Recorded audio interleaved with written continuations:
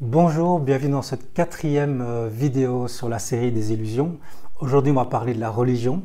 Et pour commencer, je voudrais vous proposer d'imaginer que vous êtes un producteur de film et moi, je suis le scénariste et je viens vous proposer un scénario.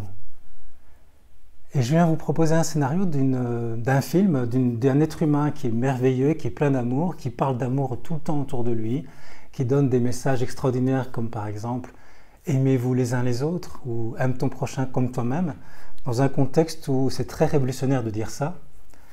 Et puis cette personne meurt, tuée par son environnement, par le niveau de conscience très bas de l'époque. Mais les gens qui suivent son message continuent à transmettre son message par la suite au fil du temps et en viennent plus tard à faire des guerres de religion. Et au nom de ce message d'amour, vont jusqu'à brûler des femmes, tuer des enfants, torturer des personnes. C'est le temps de l'Inquisition. Et imaginez si vous êtes producteur et vous recevez ce genre de script. Je ne sais pas pour vous, mais ça va sembler complètement irréaliste. Comment est-ce possible, quand on parle d'un tel message d'amour, d'en arriver à faire des choses aussi horribles? Et vous pourriez très bien refuser ce scénario en disant « c'est pas crédible, c'est pas réaliste ». Et pourtant, nous le savons, c'est la vérité. Et là, j'ai pris l'exemple de la religion chrétienne, catholique en l'occurrence, mais j'aurais pu la prendre dans d'autres religions, car ce genre de phénomène où on voit du fanatisme et de la rigidité, alors qu'à la base, le message d'amour est très très beau, on le retrouve un peu partout sur la Terre, malheureusement.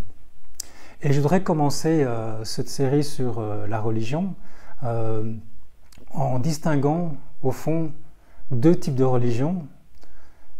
Il y a les religions transformationnelles, les religions qui essaient de transformer l'être humain pour aller vers un mieux-être, pour réaliser l'union avec quelque chose de plus grand que nous, qu'on peut appeler Dieu ou qu'on peut appeler l'univers. Et puis il y a les religions conceptuelles. Les religions conceptuelles sont des religions qui apportent des concepts, qui apportent des règles, une rigidité, une autorité. Et dans les religions conceptuelles, la notion de Dieu est souvent un Dieu qui est en dehors de la terre, en dehors du monde des humains, qui surveille, qui punit ou qui récompense, qui peut même se venger. C'est un Dieu qui peut faire peur.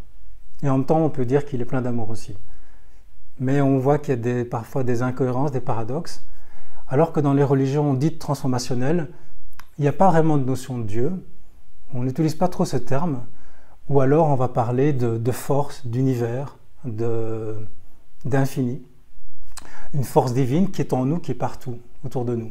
Alors les religions souvent d'Extrême-Orient sont dites transformationnelles. Par exemple, vous avez le bouddhisme, évidemment. Le bouddhisme, on ne parle pas beaucoup de Dieu, mais on parle surtout de cette transformation de l'individu pour qu'il se libère des illusions, qu'il se libère de tous les jougs extérieurs, de toutes les illusions extérieures.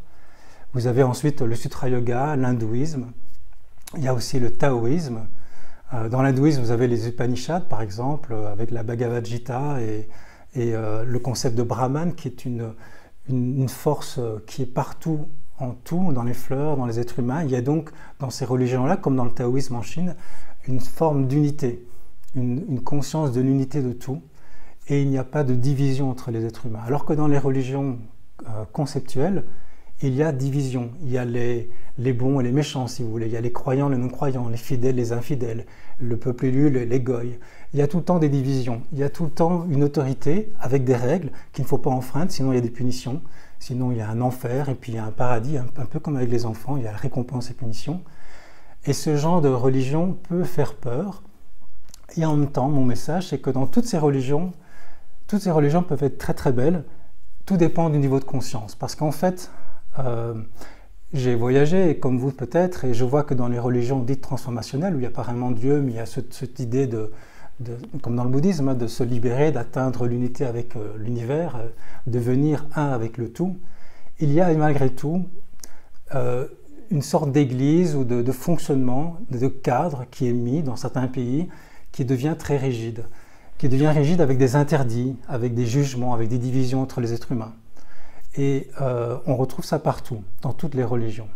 Et donc c'est surtout une question de conscience. On voit aujourd'hui que les guerres de religion, c'est les guerres qui ont fait le plus de morts sur Terre.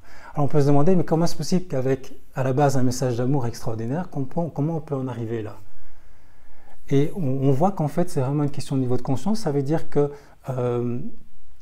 dans toutes les religions, même dans les religions monothéistes, les 3 grandes religions du livre, on trouve dans ces religions des êtres humains qui échappent à un système qui peut être assez cadenassé avec des règles, avec des rigidités, avec des condamnations de tout ce qui n'est pas juste selon le canevas qui est proposé. Eh bien, dans toutes ces religions, on va trouver des personnes qui vont échapper à ce cadre, avec ce niveau de conscience qui est assez bas, car une des caractéristiques qu'on voit d'ailleurs en psychologie, c'est que plus on a un niveau de conscience bas, si vous voulez, moins on a un niveau de conscience élevé, plus on est en conflit avec le reste du monde. Et quand on a un niveau de conscience élevé, plus il s'élève, plus on rejoint l'unité. Il n'y a plus de conflit. On élargit la famille humaine, c'est ce qu'on parlait dans la dernière vidéo. Il n'y a pas nous et les autres, il n'y a pas notre religion, nous qui avons la vérité et les autres, mais on élargit la famille humaine, on élargit le concept de religion. D'ailleurs, le mot religion vient du latin religare, qui veut dire relier tous les êtres humains, relier les êtres humains. C'est vraiment le but à la base. Et donc les religions peuvent donner du sens, mais tout dépend du niveau de conscience des gens qui organisent cette religion. Et on voit que dans toutes les grandes religions, il y a toujours eu des branches mystiques. Quand je vois dans les messages du taoïsme ou des Upanishads, dans l'hindouisme ou dans le bouddhisme, on voit des messages extraordinaires d'union, de compassion, d'amour universel, mais on le retrouve également dans des religions dites conceptuelles avec ce qu'on appelle les mystiques. Par exemple, si on les prend dans l'ordre, dans le judaïsme, vous avez la Kabbale qui est extraordinaire, avec le Zohar, qui donne des messages de compassion et d'amour extraordinaires, avec une unité pour le monde. L'idée, c'est de se relier, retrouver cette force qu'on appelle Dieu ou l'univers, peu importe, et de l'incarner. Et avec un élan de compassion et d'unité pour chaque être humain. On le retrouve également dans le hassidisme, plus tard en Pologne, dans le judaïsme. Après, il y a aussi la religion chrétienne, avec des mystiques chrétiens. Il y en a plein, je ne connais pas tous, il y en a vraiment une pléthore. Par exemple, il y a Maître Eckhart, Maître Eckhart qu'on connaît, qui est un grand mystique, Hildegarde. Il y a Jean de la Croix, qui est aussi un mystique très connu. Il y a Giordano Bruno, il y a Thérèse d'Avila, Catherine de Gênes. Enfin, il y en a vraiment beaucoup.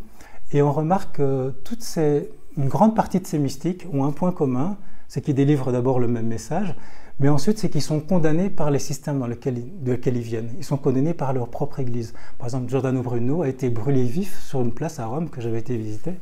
On voit encore sa statue, mais il a été brûlé vif par l'église. Et tous ces gens ont souvent été condamnés parce qu'ils apportent un message qui est un message d'amour universel où il n'y a plus de division entre nous les bons, la bonne religion et les autres. C'est un message universel de compassion, d'amour, où on va réaliser la nature divine en chaque être humain, non plus un Dieu extérieur qui nous surveille, mais Dieu qui est partout, dans la nature, dans les fleurs, partout en nous. Et nous sommes unis, nous sommes tous l'expression de cette force divine qu'on retrouve également, même notion qu'on va retrouver dans le taoïsme, ou dans le bouddhisme, ou dans l'hindouisme par exemple. Et donc ce que je vous invite à réfléchir, c'est si vous êtes dans une religion ou dans un système spirituel, quel que soit, alors ça peut être une petite ou une grande religion, parce qu'aujourd'hui on parle de secte, c'est assez péjoratif, mais il faut savoir que toutes les religions sont des sectes qui ont reçu le label de l'État, du pouvoir. Donc on voit aussi d'ailleurs que toutes les grandes religions souvent vont créer une sorte de partenariat avec le pouvoir en place, et donc on quitte vraiment le message de base d'amour en général. Et donc on peut trouver dans les petites religions qui sont très belles, ou dans les grandes religions qui peuvent être plus dangereuses, mais on peut quand même retrouver, quels que soient les groupes dans lesquels nous allons, on peut retrouver des messages magnifiques à la base. Et puis on voit ce que c'est devenu. Et je vous invite à observer, à être très vigilant, quel que soit le groupe ou l'ordre dans lequel vous êtes, si vous êtes dans un groupe religieux, c'est de regarder le niveau de conscience des personnes qui sont autour de vous.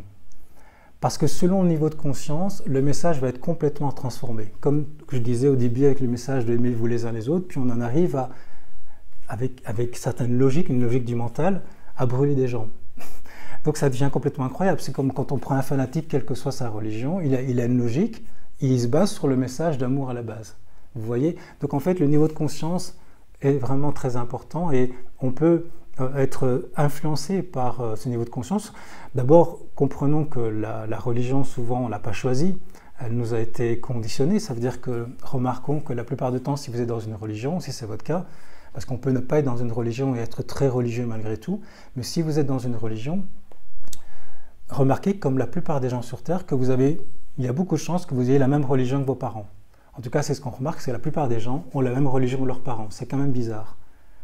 Ça veut dire qu'on ne l'a pas vraiment choisi en fait. C'est une religion qui nous a été imposée comme une culture et on vit à travers ça. mais ce n'est pas vraiment un choix personnel. Est-ce que vous auriez choisi cette religion? Alors vous allez sans doute dire oui si vous êtes bien conditionné par la religion, mais ce n'est pas forcément le cas. On vous aurait pris bébé, on vous aurait mis dans un pays à côté, et il est possible que vous soyez en train de défendre l'autre religion, parce que c'est le conditionnement qui a créé cette adhésion à cette foi. Ce n'est pas vraiment un travail personnel. Un travail personnel équivaudrait à dire « Ok, je rejette tout et j'analyse par moi-même, et je vais faire ma recherche, et je vais observer les autres religions, et je vais voir ce qui me convient à moi. » Et ça, c'est intéressant à faire, plutôt que de simplement suivre des préceptes qui m'ont été inculqués. On voit que les systèmes religieux dans lesquels nous sommes, souvent, nous empêchent d'être nous-mêmes, nous empêchent d'aller voir vraiment à l'intérieur de nous ce qui est bon pour nous.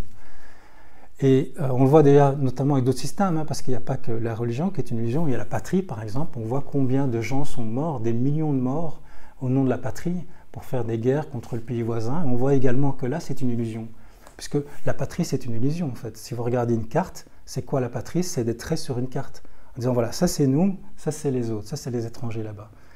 Et on va se battre contre eux et on va trouver des raisons logiques. Et ces guerres qui ont tué des millions de gens qui sont battus pour cette illusion, ont enrichi des banquiers qui ont évidemment, on le sait aujourd'hui, financé les deux parties, les deux côtés pour pouvoir faire des profits. Et combien de jeunes gens sont morts? Je vous invite à écouter cette belle chanson de Florent Pagny, Le Soldat, qui est magnifique et très émouvante. On voit toute la souffrance humaine qui a eu lieu. Des gens sont morts pour une illusion, la patrie. Et ça peut être la même chose pour les guerres de religion, pour la religion. Ou dans la religion, on va se retrouver dans un système qui peut nous faire peur. Moi, j'ai parfois des personnes qui m'ont dit que leurs enfants, par l'éducation religieuse qu'ils recevaient à l'école, avaient peur, faisaient des cauchemars, parce qu'on leur parle de l'enfer, on leur parle des punitions, on condamne certaines personnes. Donc ils sont déjà dans un stress, alors qu'une religion à la base, si on en revient au message, c'est toujours très beau. C'est toujours des personnes qui avaient un niveau de conscience plus élevé qui ont amené un message et qui ensuite a été récupéré par des personnes avec un niveau de conscience moins élevé qui ont essayé de faire dans les meilleures intentions du monde, mais qui en sont arrivés à faire des choses horribles. Il faut savoir que les messages, les premiers messages, les premiers messagers n'ont rien écrit en fait. La plupart du temps, ils n'ont rien écrit, soit Mahomet ou Jésus, ils n'ont pas écrit eux-mêmes, donc ça a été retranscrit. Par exemple, pour Jésus, ça a été retranscrit de mémoire en 300 ans, plus ou moins après sa mort, dans le concile de Nicée. Il y avait beaucoup d'écrits sur tout ce qu'il avait dit. On en a sélectionné qu'une petite partie. Tous les autres, on nous a dit que c'est interdit à lire. On appelle ça les écrits apocryphes. Alors qu'en fait, il y a des choses merveilleuses dans ces écrits-là, si vous allez voir. Et il y a parfois même des choses très étonnantes, avec une ouverture justement sur l'autre, sur le monde. Et on voit à quel point tout ça peut être transformé par des personnes qui vivent beaucoup dans leur mental. Parce que le mental, c'est ça sa caractéristique, c'est qu'il divise, c'est qu'il rejette, c'est qu'il juge. Et c'est le cas dans beaucoup de religions. Donc posez-vous la question si vous êtes enfermé, on n'a pas l'impression d'être enfermé quand on est dedans, mais si vous êtes dans un système religieux ou spirituel, parce qu'il peut y avoir des spiritualités qui sont comme ça aussi, posez-vous la question s'il y a vraiment une ouverture dans le monde, sur les autres, sur cette idée de famille humaine. C'est comme la famille est étendue, la famille est humaine, la religion est étendue, c'est une religion, une famille, nous sommes un, comme disent les grands mystiques. Comme l'ont dit tous les grands mystiques, qu'on trouve également, j'ai oublié de mentionner l'islam avec le soufisme. Dans le soufisme, il y a des choses extraordinaires. Il y a des maîtres soufis qui parlent également de cette unité avec Dieu, ce qu'on appelle Dieu, cette unité avec une force qui nous est supérieure, que nous incarnons. Nous sommes un. Toute cette belle phrase qu'on va retrouver dans le soufisme ou dans la Kabbale, dans le Zohar, ou chez les mystiques chrétiens, ou dans le taoïsme, il y a quand même quelque chose d'extraordinaire. C'est remarquons que toutes ces personnes, tous ces messages sont similaires. Donc ils sont tous très différents de géographie, c'est-à-dire qu'il y a des gens avec différentes époques arrivent à dire tous la même chose. Un message universel, un message d'amour, un message de compassion, un message où il n'y a plus de division entre les êtres humains, un message où il n'y a plus de jugement, il n'y a pas quelque chose d'extérieur qui nous surveille. Nous sommes cette force divine, nous sommes l'univers qui prend conscience de lui-même, qui se manifeste. Et on a dans tous ces messages ce regard d'émerveillement sur le monde. Alors je vous invite à vous poser les questions. Est-ce que si vous êtes dans un système religieux, spirituel, est-ce que c'est vraiment ce qui vous est proposé? Est-ce que ce qui vous est proposé, c'est vraiment la libération de ce que vous êtes, de cette illusion qu'on croit être? On croit être un personnage avec une histoire et avec tout notre passé qu'on a vécu avec des injustices et puis un futur qui peut nous faire peur. Est-ce que justement votre religion, votre spiritualité vous aide à vous libérer de ça, vous libérer du mental et réaliser que nous sommes quelque chose de beaucoup plus fondamental, de beaucoup plus profond, de beaucoup plus transcendant. Ce qui nous amène à vivre une joie naturelle, une joie vibrante dans l'instant présent, où il n'y a plus de pensée, il n'y a plus de jugement, il y a juste des frères et des sœurs, même un arbre, même une fleur, un être humain, quel qu'il soit, il n'y a plus de division entre les êtres et les formes. Et on arrive au monde de la non-forme, du sans-forme, un monde où nous sommes un. Cette fameuse phrase « nous sommes un » où tout est un, qu'on retrouve dans les poètes soufistes ou ailleurs. Et je vous invite à y réfléchir. Est-ce que vous êtes dans ce dynamique? C'est vraiment une question de conscience, je dirais. Et l'idée, c'est vraiment de développer, en choisissant bien qui on va fréquenter, pour nous aider à développer cette supraconscience, une conscience au-dessus de la moyenne, une conscience qu'on retrouve dans l'histoire, partout. Et c'est pour ça que je vous invite à être très sélectif, encore une fois, comme avec la famille, on a le droit de changer de famille, tout en respectant bien sûr les gens. Parce que j'avais eu des commentaires très positifs sur ma dernière vidéo, puis également une remarque, c'est vrai qu'on a un devoir de solidarité avec la famille. Dans le Code civil, c'est marqué, si nos parents sont dans le besoin, on va les aider évidemment, mais ça n'empêche qu'on va élargir, c'est-à-dire que je ne suis pas restreint à cette famille, je suis ouvert, c'est le monde qui est ma famille, c'est le monde, tous les êtres humains font partie de ma famille, et là on en arrive à ce concept religieux de l'unité. Et je vous invite à bien être vigilant, être critique sur les personnes que vous fréquentez qui vous donnent des messages spirituels ou religieux, qui vont dans ce sens-là. Et sinon, je vous invite à étudier toutes ces religions dont j'ai parlé, ou ces mystiques. Vous allez être étonnés, et c'est ça qui est merveilleux, c'est qu'ils se rejoignent tous dans ce même message. Donc j'espère que cette vidéo vous inspire, et puis on va se retrouver dans la 5e vidéo, la dernière de la série, sur une autre illusion. Et là on va aller un peu plus loin dans la spiritualité, l'illusion de la mort, et on va parler même de l'illusion du temps. Et on va se libérer même de ça. Donc au plaisir de vous retrouver là dans quelques jours.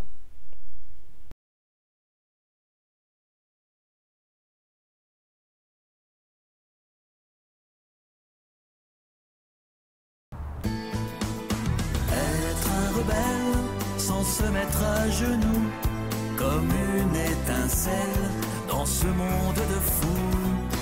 Être un rebelle sans se mettre à genoux, comme une étincelle dans ce monde de fous.